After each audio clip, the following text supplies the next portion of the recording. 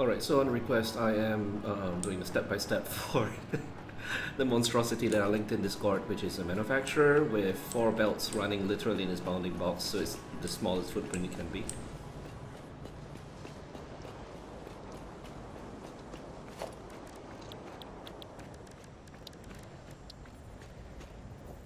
Ah, shit. Let's see, cables, HMF.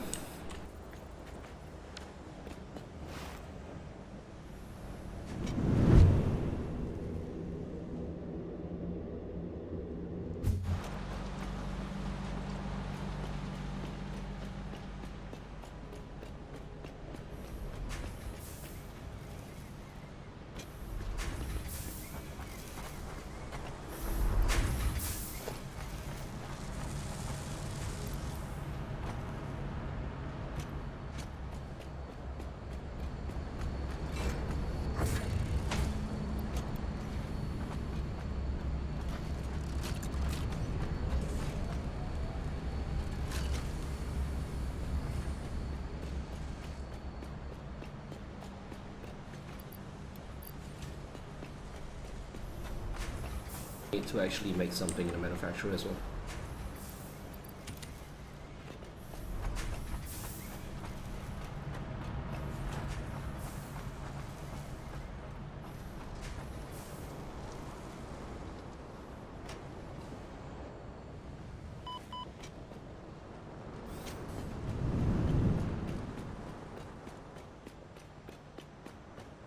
Is that most, if not all, machines have their inputs 1 meter into their bounding box, which helps to align stuff. So for example, if we want the inputs to be flush with this line, the bounding box should be 1 meter behind.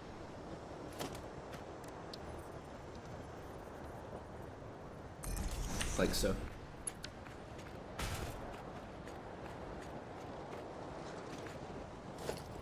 So first thing is to get the belts done.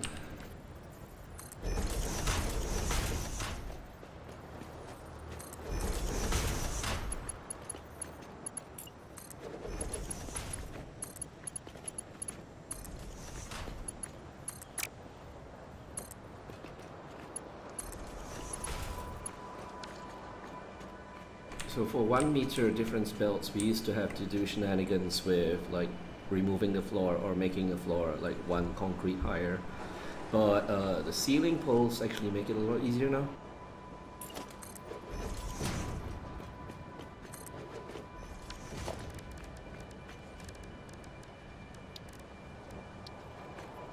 Just a few less clicks.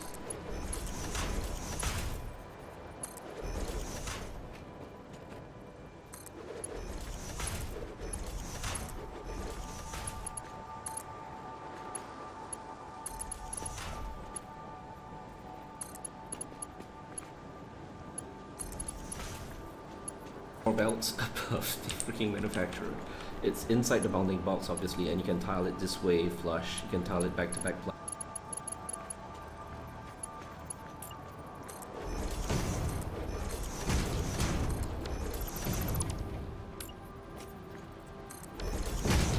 Next thing you want to do is have floor conveyor floor holes literally inside the bounding box as well.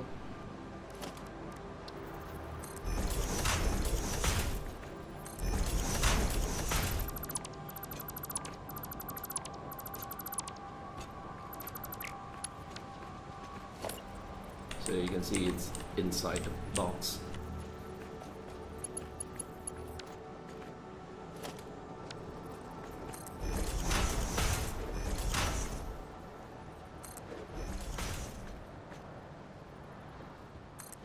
So what this is using a quirk where splitters will snap to other splitters on foundations a little bit of distance away, because otherwise they will not snap to a specific alignment.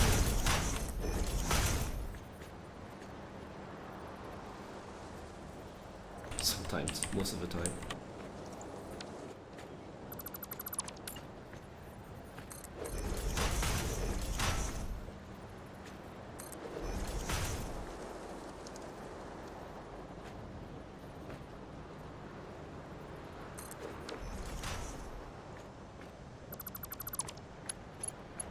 Alright, so the last part is connecting.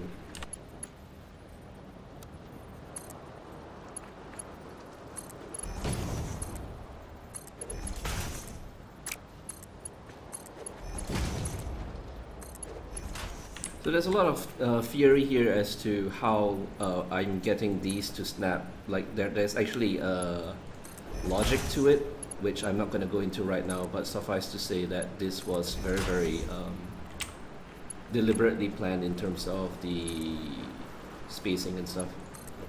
These are all legitimate connections that are taking place.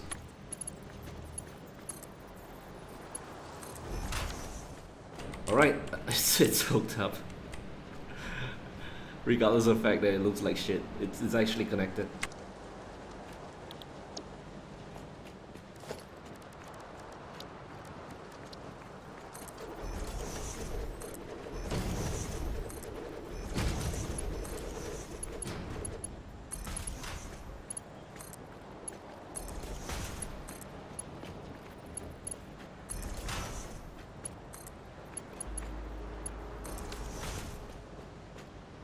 Okay, so module frame, steel pipe, beam, and screw. I got all of them.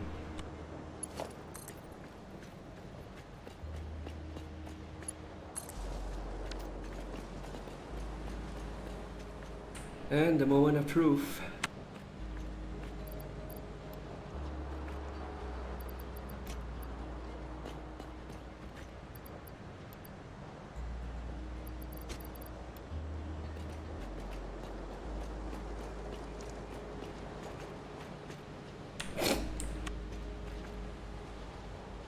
Where are the beams? Where are the beams?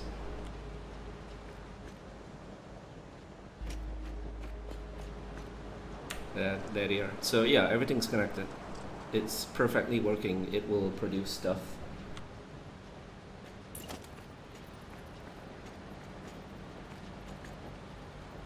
And like I said, if you so wish, you can put them back to back in this configuration as well.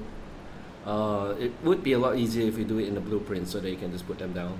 But the belts get a little tricky to connect after that. But it can be done. So blueprints just make this a lot easier as well. But yeah, this is literally the most compact you'll ever get manufacturers, because you can put them as close as the bounding box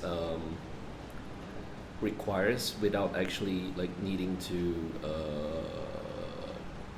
have space for belts in between. And obviously, like if you're building the same thing, this belt can exist in between them as well, just to share the splitter as well. Then you have less parts to build. Unfortunately, you wouldn't be able to fit that into a blueprint because it's just slightly too big. You can't fit two manufacturers back to back in a 4x4 foundations. So yeah, that's it. You can definitely do this with assemblers and constructors as well if you wish, and you can run the... Although it doesn't look as nice, like part of the reason this is hilarious is because as much as it's like illegally clipping, the belts are running above the back of the machine. It doesn't seem to like really clip, although it looks like shit. But the front side, there's no place to actually put a belt which doesn't visually clip, so that's really just personal preference at the point. But yeah, so there you have it, the most compact manufacturer available.